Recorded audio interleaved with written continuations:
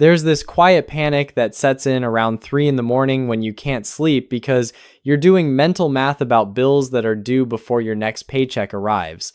You're not broke, not technically, but you're also not okay.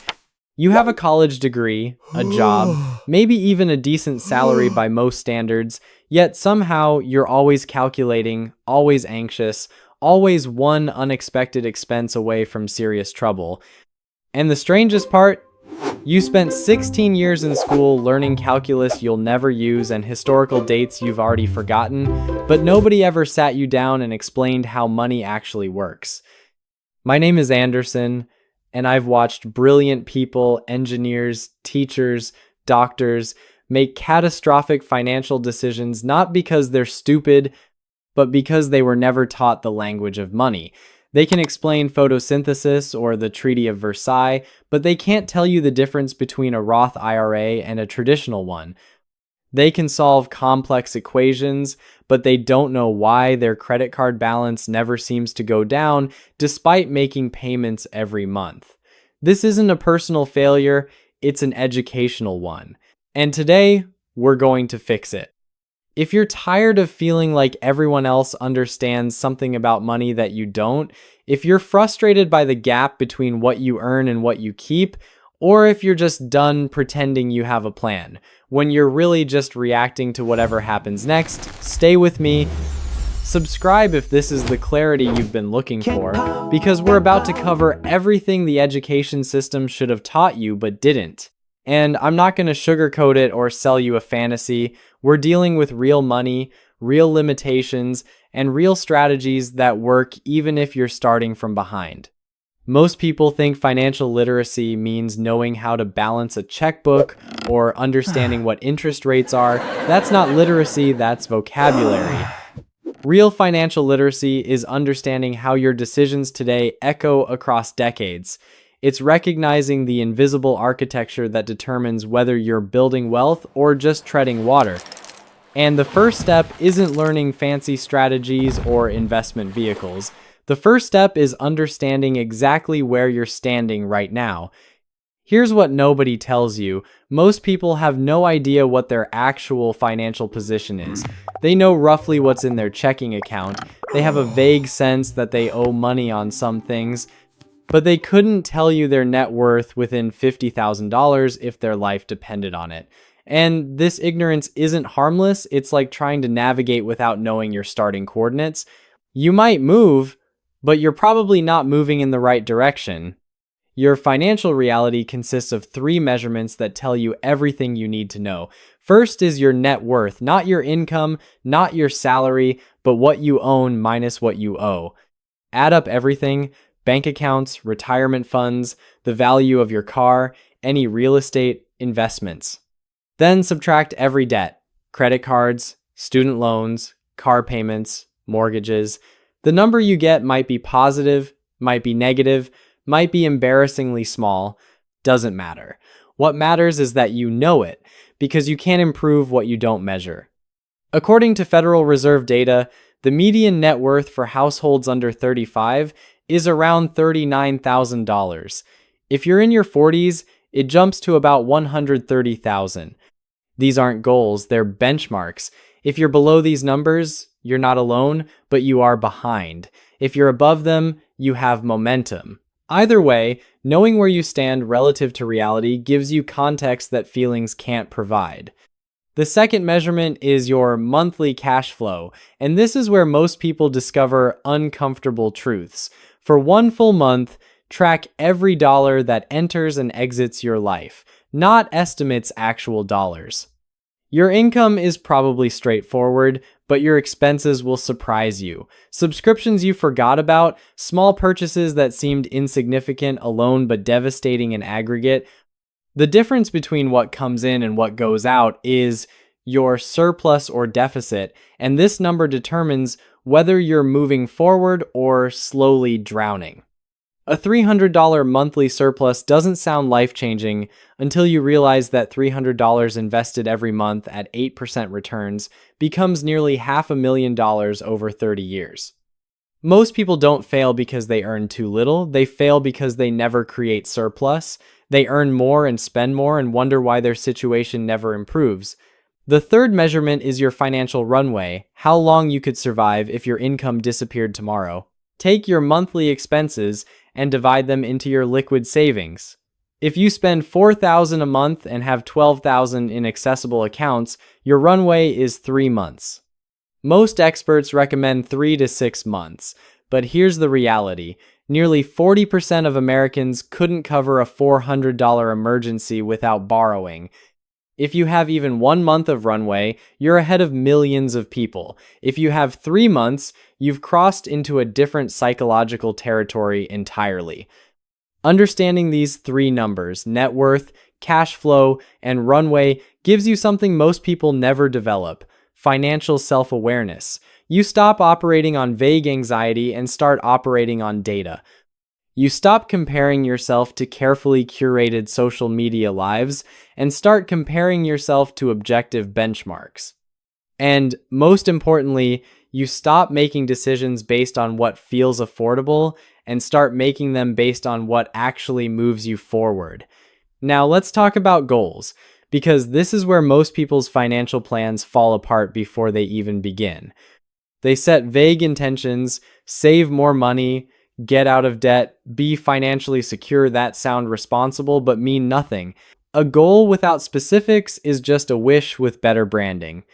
If you want to actually change your financial life, you need to connect your money decisions to something that matters to you, not just arbitrary dollar amounts. Start with what you actually want your life to look like. Maybe you want the security of knowing an unexpected medical bill won't destroy you. Maybe you want the freedom to leave a job you hate without immediately panicking about rent. Maybe you want to buy a home, support aging parents, or retire before your body gives out. Once you know what you're actually working toward, you can reverse engineer the financial requirements.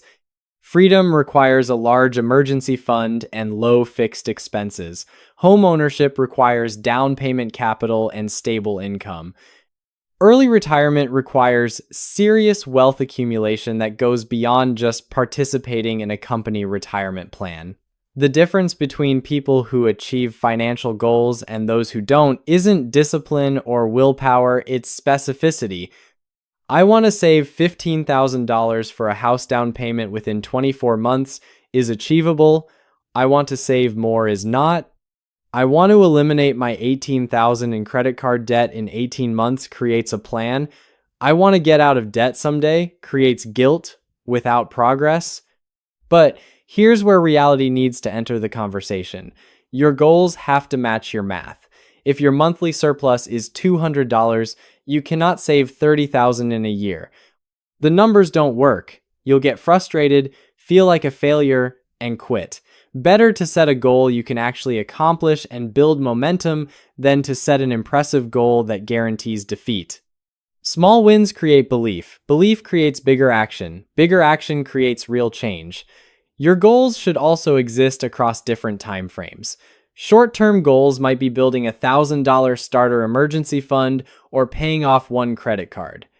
Medium-term goals take 2 to 5 years, maybe saving for a down payment or eliminating student loan debt.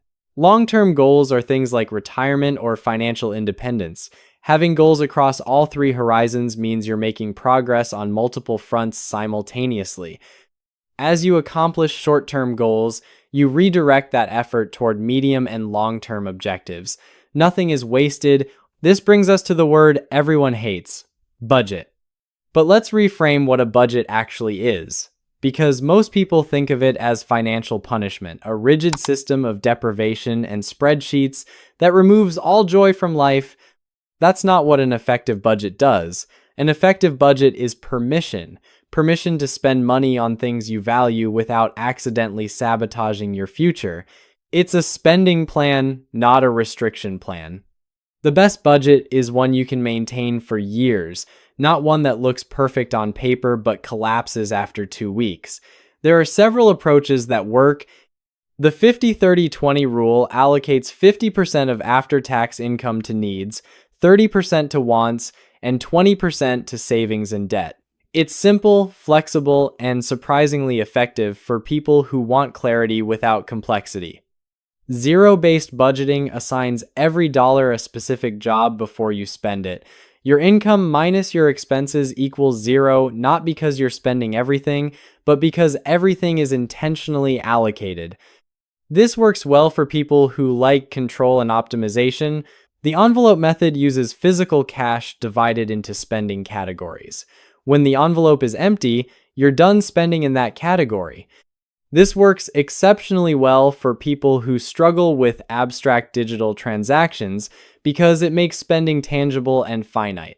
Regardless of which system you choose, your budget needs to account for irregular expenses that happen throughout the year: insurance premiums, holiday gifts, car maintenance, annual subscriptions. Medical expenses. These aren't surprises, they're predictable costs that happen on irregular schedules. Set aside money monthly for these events so they don't feel like emergencies when they arrive. Your budget also needs to include discretionary spending for things you enjoy. A budget with no room for entertainment, dining out, or hobbies is a budget you'll abandon the moment life feels hard. Build in flexibility. Be intentional rather than accidental about this spending, but don't eliminate it entirely. Here's what separates effective budgets from theoretical ones. They evolve. If you budget $300 for groceries but consistently spend $400, either reduce your grocery spending or adjust your budget to reflect reality. Fighting your natural patterns is exhausting and unsustainable. The goal isn't perfection, it's creating a system that helps you spend intentionally while making consistent progress toward your goals. Now let's address the foundation of every solid financial plan, the emergency fund. This is probably the least exciting concept in all of personal finance, which is exactly why most people don't have one until they desperately wish they did. An emergency fund is money set aside specifically for genuine emergencies: job loss, medical crisis, major car repair, unexpected housing costs. It's not for vacations or impulse purchases. It's insurance against life's inevitable chaos. Traditional advice says you need 3 to 6 months of expenses saved. If you spend $3,000 monthly, that's $9,000 to $18,000 sitting in an account earning minimal interest while you do nothing with it. For someone living paycheck to paycheck, this might as well be a fantasy number. But here's the thing. Having no emergency fund is like driving without brakes. You might be fine for a while, but when something goes wrong, it goes catastrophically wrong. Without an emergency fund, every unexpected expense forces you into debt. The car repair goes on a credit card. The dental emergency becomes a personal loan. The job loss means borrowing from family or destroying your credit. Suddenly, your temporary problem becomes a long-term financial burden with interest rates that make the original crisis seem cheap in comparison. So how do you build an emergency fund when you can barely make ends meet? You start impossibly small and treat it like an obligation, not a luxury. $25 per week becomes $1,300 in a year. That won't cover 6 months of expenses, but it'll handle most minor crises without forcing you into debt. Automate the contribution so it happens before you have a chance to spend the money elsewhere. Even $10 weekly builds to over $500 annually, and $500 is the difference between a crisis and an inconvenience. Where you keep this money matters. High-yield savings accounts earn significantly more than traditional savings while remaining accessible. Online banks typically offer the best rates due to lower overhead. Money market accounts provide similar benefits with slightly different structures. What you absolutely shouldn't do is keep your emergency fund in your checking account mixed with regular spending money, or invest it in the stock market where its value could drop right when you need the cash. Certificates of deposit might offer higher rates, but they lock your money away with penalties for early withdrawal. That defeats the entire purpose. An emergency fund needs to be boring, accessible, and separate from your daily finances.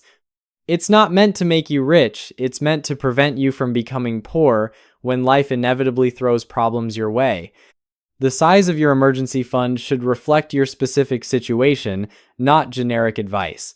Stable job with good benefits and a working partner, 3 months might be adequate. Self-employed with irregular income, 6 months or more. health issues, or working in a volatile industry. Lean toward more rather than less. Your emergency fund should also grow as your expenses increase. What protected you as a single person in a studio apartment won't be sufficient when you're supporting a family with a mortgage. Once you've built a solid emergency fund, you can think about other savings goals with different timelines and risk profiles. But here's what we need to address next, because it's probably costing you more money than you realize. Debt. If you're carrying high interest debt while trying to save money, you're essentially filling a bucket with a massive hole in the bottom. The mathematics of debt are brutal. Not all debt is equal. Some debt builds wealth or increases earning potential over time. A mortgage on appreciating real estate is usually considered acceptable debt. Student loans that lead to significantly higher earnings can be good debt if managed properly. But consumer debt, credit cards, car loans for depreciating assets, personal loans for consumption is financial poison. If you have $5,000 in credit card debt at 20% interest and only make minimum payments, you'll pay over $15,000 total and take more than 30 years to eliminate it. Meanwhile, if you had invested that same money at 8% returns, it would have grown to over $50,000. The opportunity cost isn't just the interest you pay, it's the wealth you could have built instead. There are two main strategies for debt elimination. The debt snowball focuses on paying off your smallest balances first, regardless of interest rates. You make minimum payments on everything and put extra money toward the smallest debt. Once that's eliminated, you roll that payment into the next smallest balance. This creates psychological momentum through quick wins. The debt avalanche targets your highest interest debts first. Mathematically, this saves you more money over time, but it requires more discipline because progress can feel slower if your highest interest debt has a large balance. Both methods work. The snowball often works better for people who need motivation through visible progress. The avalanche makes more mathematical sense but requires patience. Regardless of which you choose, the key is consistency and avoiding new debt while eliminating existing debt. This means living below your means and using cash or debit cards instead of credit for new purchases. It also means addressing why you accumulated debt in the first place. Common causes include lifestyle inflation, emotional spending, lack of emergency funds, and not tracking expenses carefully. Paying off debt without addressing root causes means you'll likely end up back in the same position within a few years. Student loans deserve special consideration because they often represent the largest debt burden for young adults. Federal loans offer more flexible repayment options than private loans, including income-driven plans that adjust payments based on earnings. If you're struggling, don't ignore them, explore options. Some programs offer forgiveness after a certain number of qualifying payments, though requirements are strict. Private loans are less flexible but might be eligible for refinancing at lower rates if your credit has improved. Refinancing can save thousands, but be cautious about refinancing federal loans with private lenders because you'll lose federal protections. Car loans represent another major category. The average car payment in America now exceeds $700 monthly for terms approaching 6 years. People are paying more money for longer periods on assets that lose value rapidly. Total car ownership costs payment, insurance, maintenance, fuel, registration, depreciation often exceed $900 monthly, which represents a significant portion of most budgets. The best strategy for car loans is avoiding them entirely by buying reliable used vehicles with cash. If you must finance, keep terms short and never roll negative equity from one loan into another. This creates a debt spiral that takes years to escape. Now, let's talk about the offensive strategy that actually builds wealth: investing.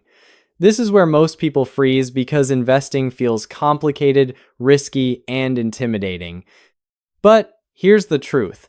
Not investing is actually the riskiest decision you can make because inflation will steadily destroy your purchasing power over time. When you invest money, you're buying pieces of things you expect will be worth more in the future: shares of companies, bonds issued by governments, or real estate. The magic happens through compound growth. You earn returns not just on your original investment, but on all the returns you've already earned. It starts slowly but becomes incredibly powerful over time. If you invest $100 monthly starting at age 25 and earn 8% annually, by age 65 you'll have over $700,000.